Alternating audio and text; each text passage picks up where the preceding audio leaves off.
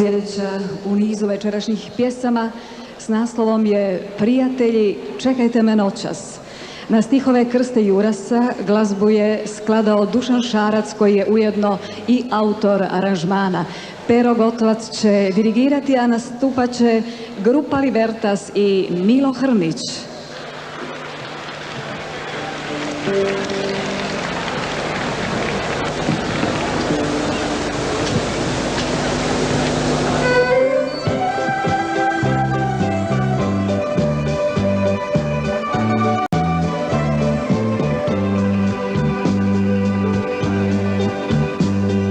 Rastali se oni dragi ljudi, rastali se, pisma nas ne skupi.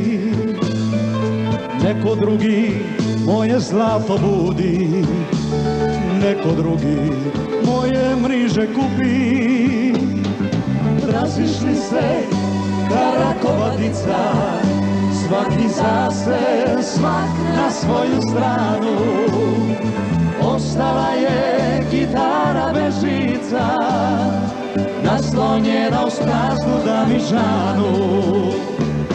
Prijatelji, čekajte me noćas, hoće pisma iznad srca sama. Prijatelji, ostanite noćas, evo me za vama. Prijatelji, čekajte me noćas, hoće pisma iznad srca sama.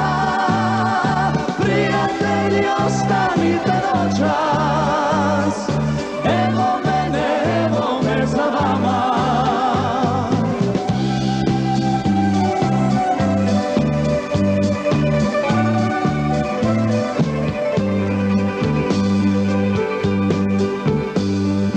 Nešto mi je ostalo na srcu, što je jednom lako diglo sidro, pa je poslije platilo to gorko, pustom lukom pocipanim idrom.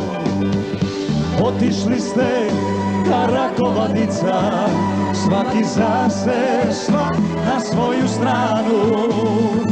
Ostala je gitara bez žica, naslonjena uz praznu damižanu. Prijatelji, čekajte me noćas, hoće pisma iznad srca sama. Prijatelji, ostanite noćas, evo me za vama. Prijatelji, čekajte me noćas,